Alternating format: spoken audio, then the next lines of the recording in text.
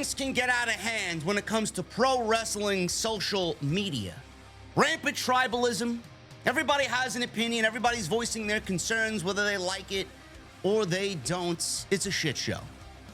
But what if I told you that WWE, what if I told you that Triple H himself has a mindful eye of everything that's going on when it comes to pro wrestling Twitter? What if I told you that Paul Levesque, the chief content officer of WWE, is monitoring Twitter during Monday Night Raw and Friday Night SmackDown? I got the bizarre report from PW Insider today on Off the Script. WWE announces a live event that will take place the same night and minutes away from AEW's final pay-per-view of the year, World's End in December, which obviously is adding more to the rampant tribalism.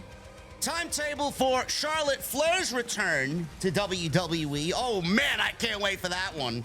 And WWE dealt with issues at Fanatics Fest this weekend in New York City in what was being described as one huge unorganized mess. So we got that and more today on Off the Script. I guess we'll start with this one. Triple H. Triple H is paying close attention to fan feedback and has been seen scrolling through social media at WWE live events. Now, the WWE product is a lot better than it used to be. You could go back 2 years ago and see the great change that has taken place with Paul Levesque in charge since he took over creative for Vince McMahon after McMahon stepped down due to a hush money scandal. There was a concern in 2023 when McMahon had returned to the company, working remotely and overseeing all creative leading into WrestleMania last year. While Triple H had been running most of the creative, things that appeared to come directly from McMahon were sometimes pushed on television. Those things you could call out instantly and know who was what was Triple H, and what was Vince McMahon. Things changed when Endeavor acquired WWE, and Triple H was given full creative power before McMahon exited the company. For good reason, obviously, the Janelle Grant lawsuits that WWE right now is undergoing. They have been doing record business ever since McMahon stepped away and Triple H took over. PWInsider.com reports that Triple H pays close attention to fan feedback and reaction to the current WWE product. He has been seen scrolling through social media for feedback while shows are actually in progress. The report noted and says, and I quote, "I would like to think that Paul Levesque is a lot more receptive and understanding of what the audience wants, and I do believe, from what I understand, he pays very close attention to what the audience wants, not just live, but also based on social media feedback. I've been told there are many times where he is scrolling through Twitter, X, from the gorilla position at broadcasts and paying very close attention to what the audience is doing and reacting to as the shows are going on the air." End quote. WWE had a major successful SummerSlam, and obviously with Bash in Berlin, we are now full steam ahead into that. And then obviously after that, Bad Blood, things are really picking up for WWE. I don't want to sit here and tell you that Triple H doesn't use Twitter. I do believe that a lot of them either use it from their actual accounts, or most of the people in the company have dummy accounts, troll accounts, burner accounts, and they gauge fan reaction through other means. Triple H has always been someone that pays very close attention to what the fans want. This dates back to NXT Black and Gold. He was always in and around what people wanted to see from the show. He was always listening to people that were fans of the product, wrestling fans of the product, that wanted to see a certain something. Maybe something happened that didn't go the way that they want. He always, and I always took this from him and always got this feeling from him, that he would really look into it and keep the mindful eye and the feelings of fans at the top of his priority list. I truly believe that. Vince McMahon didn't give a shit about the fans. Vince McMahon booked for Vince McMahon, and the people that were working for Vince McMahon worked for Vince McMahon and didn't give a shit about what we felt, what we cared about, what we wanted to see, and what we didn't want to see. Maybe they did, but they had no choice in the matter because at the end of the day, they had to book for Vince McMahon. They had to book comedy segments for Vince McMahon because it was always, would Vince like this? Is Vince not going to like this? Would Vince laugh at this? We didn't have any say in the matter. Even though they probably wanted to listen to us, they couldn't listen to us. Triple H is not operating the WWE like that. We are the voice of the WWE. We have the power when it comes to WWE. Am I surprised that he's scrolling through Twitter during the show? No, I'm not. I'm not. Triple H is in a very, very stressful position. Anybody in his position, it couldn't be just Triple H. I mean, if anybody was in that position, they probably want to know what the fan feedback is like on social media to the job that they are doing. You could put anybody in that position. Paul Heyman, you could put fucking Bruce Pritchard in that position. They would probably know what they want or how they're doing, rather, and what the fans want out of what's going on with WWE, how they're doing their job. So I'm not surprised that Triple H is in that position, scrolling through social media, because he's always had the fans in the back of his mind first and foremost. Also, you got to understand, and I'm going to lead in with this next story, Triple H and WWE have eyes and ears everywhere. If you don't think they see and hear everything, you're an idiot. If you don't think that they aren't watching AEW and keeping a mindful eye of what's going on with AEW, if you don't think they have fucking people in different areas keeping tabs on several different talent within the community, you're an idiot. They know everything that's going on. So Triple H scrolling through social media, I'm not really surprised by this whatsoever. Like I said, he's in a very stressful seat. He wants to know how he's doing. He wants to know how he could make the product better. You know, he's got his team, and Triple H has a great team. But if we can add to that, that's something that we haven't been given for how many years with Vince McMahon in charge. Finally, our voices are heard, whereas our voices were silenced and our feelings not really cared about under the Vince McMahon administration. That's a great thing. I'm looking at this as a positive because it was never like this. For all the years we got to endure the bullshit, it was never like this. We were cast aside and treated as nothing. Now Triple H is putting us in the seat with him, and he's listening and he's reading to what we're thinking about the product. I love it. But they have eyes, they have ears, they have fucking anything you need down on the ground, keeping tabs on everything that's going on, whether it's AEW, MLW, TNA, New Japan. They know everything that's going on. And WWE announced a live event that will take place the same night and minutes away from where AEW will have their final pay-per-view of the year, World's End in Orlando. Now, WWE's gone up against AEW in the past. Pot shots have been taken from both companies back and forth. Tony Khan continues to think that there's contract tampering, which I would not be surprised about, going on with WWE contract tampering with talent in AEW before their contracts are up. We all know that WWE watches Dynamite and they watch Collision and they watch Rampage to see what's going on, who's happening, or what's happening rather on the show, who's appearing on the show, who's this, who's that, who's her. They are watching AEW, even though they might not want to admit it. They're a fucking glorified t-shirt company. They aren't competition to us. They absolutely are. So if you don't think they're watching everything that they're doing, you're an idiot.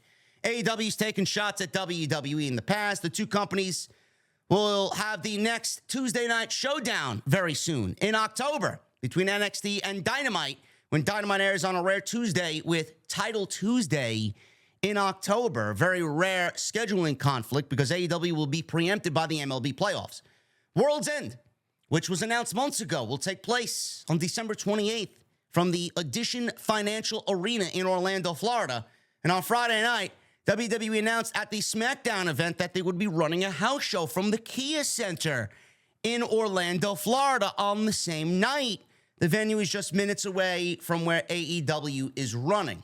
Now, while WWE, keeps a mindful eye on what AEW is doing, I don't know why, and you know that, I don't know why anybody looks at this and hears this and gets wind of this and you're actually surprised and we're upset at this. This is something that comes with the territory. They've been doing this since AEW was born.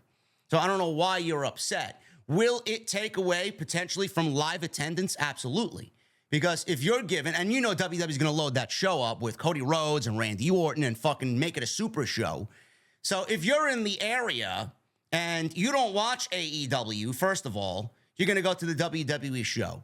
If you're a fan of both companies and WWE puts on a better live experience than AEW on this night with a better card, you're more than likely going to go to the WWE show. Or if you're a disgruntled fan like many of us are right now, and you're not happy with what AEW is putting on television, and they're not hot, and they're not exciting, and nothing about the product is intriguing, and you have an option to go to both, one or the other, you're going to go to the WWE show. So WWE announcing this is obviously it's a tactic to take away from their ticket sales. This is business. WWE runs Florida. They own most of Florida. Their performance centers in Florida. They got headquarters in Florida. Most of the talent lives in Florida. I mean, that is their home base. If not New York, this is their home base. So that's number one. Number two, this is not something that's rare. WWE does this all the time. So I don't know why, if you're an AEW fan, you're looking at this as, fuck them. This has been happening for 5 years. So continue to be angry, continue to be upset. It's not going to change the fact, and WWE is going to operate business the way they see fit. And anytime they have a chance to take a shot at AEW, whether it's verbally or with taking money out of their pockets, it's going to happen. So I don't know why you're upset at this.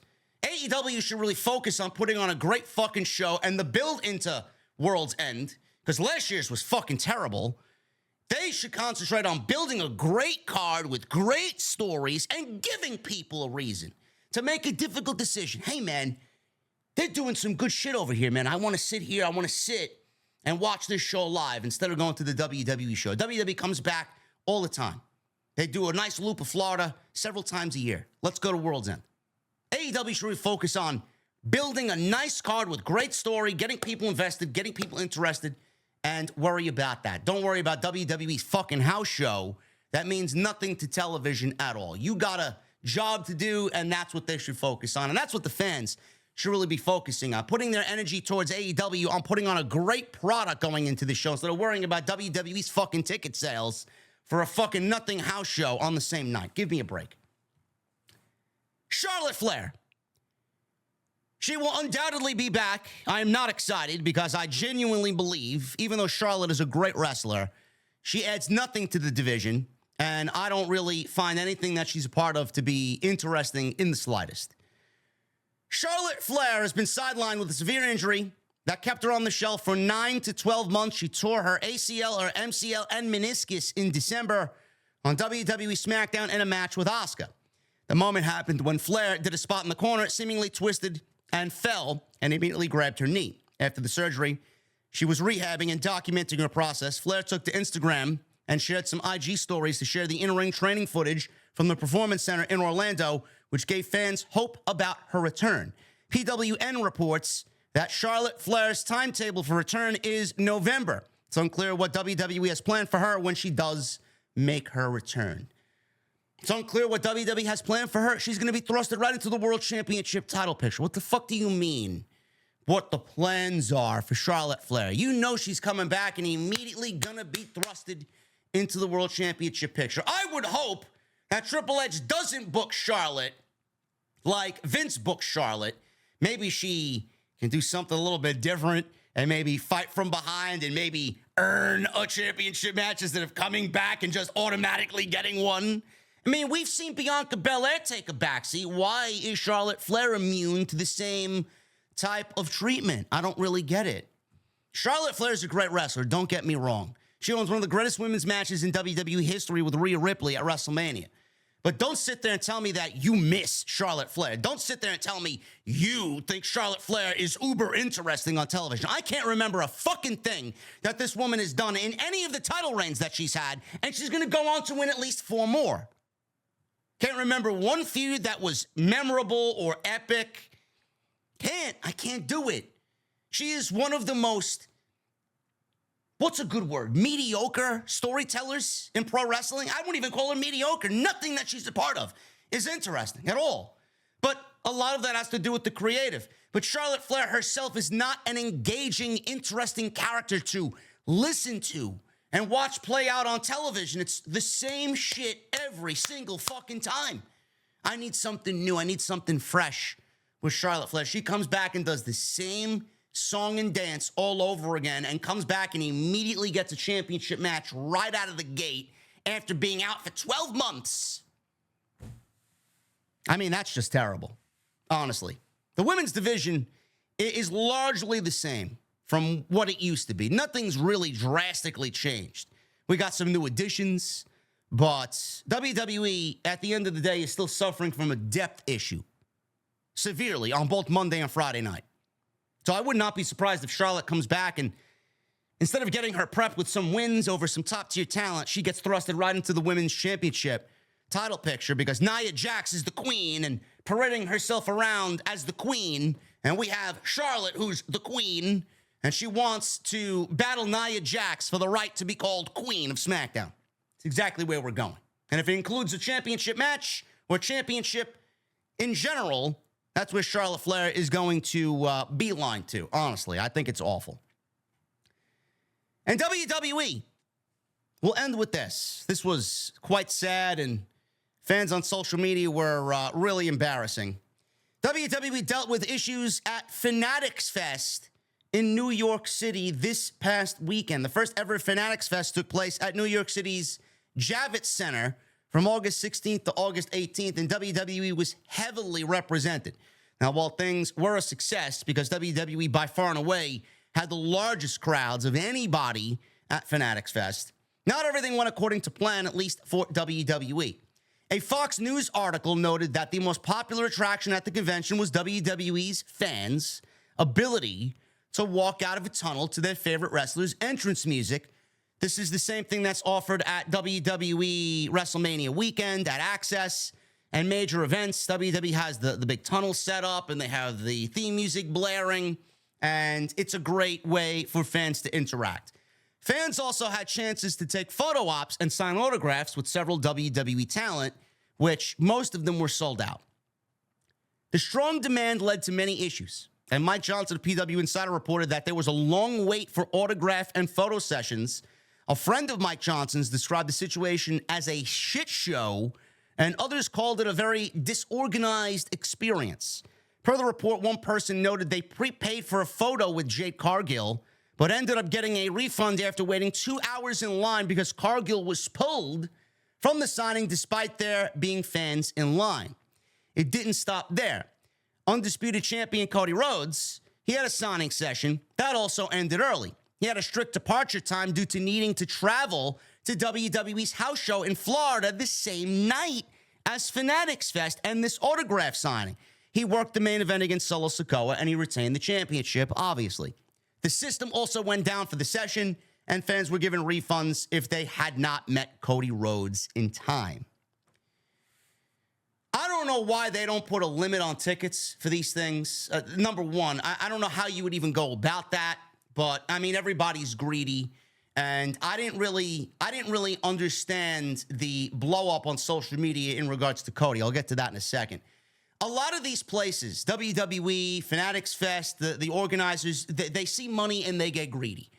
I don't know if it's a possibility to put a limit on tickets so that everybody has a chance to meet Cody Rhodes or Rhea Ripley or whoever else is there, Jade Cargill in this case. So it was disorganized. There were a lot more people than they anticipated, and they panicked, and they didn't know what to do. On top of that, the systems went down.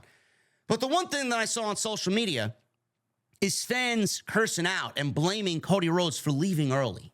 I don't really understand the logic behind blaming Cody Rhodes when all of this situation was beyond his control. Now, if you sit down and you think about what's going on, WWE is trying to maximize not only their business, but Cody Rhodes, because he is a huge part of their business, as much as possible. Cody didn't have to work the house show. He could have told them, listen, I would rather sit here and do the Fanatics Fest and not fly to Florida on the same night to go wrestle a nothing match against Solo Sikoa. But he opted to take that and risk leaving Fanatics Fest early and upsetting some fans, and that's exactly what happened. And he wanted to try and be in two places at the same time. But if you look at Cody Rhodes' schedule, he was in Orlando for SmackDown on Friday night. He went to Lakeland, Florida on Saturday night to wrestle at a house show. He flew to New York City on Sunday afternoon or Sunday morning to get ready for Fanatics Fest, the city or Fanatics Fest, and then fly out the same Sunday to Fort Myers to do a house show. So, A, that's brutal. I don't know why anybody would want to do that. B, Cody Rhodes is the face of the company, and he's going to try and be in as many places as possible.